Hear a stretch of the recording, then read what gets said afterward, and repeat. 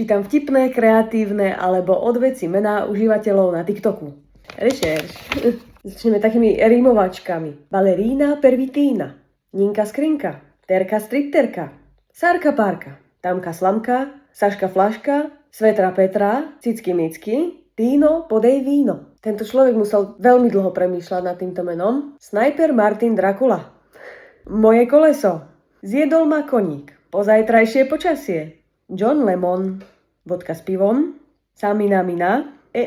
Váka, váka, a Bratislavčanka vo Švajci. Toto by nebolo až tak vtipné, ale ja som to prečítala ako Bratislavčanka vo vajci.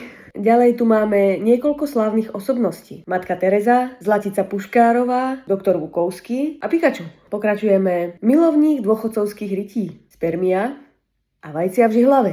Zmatený tvarúžek, hrdzavý bicykel, mitochondria, fialový kufor, majonéza, mrkvový koláčik, to je také cute, a XXL Nutella. Máme tu zopár aj s náboženskou tematikou, ako Bože môj, Svätý Filip, Padre Lubomír, Boha bohovho boha.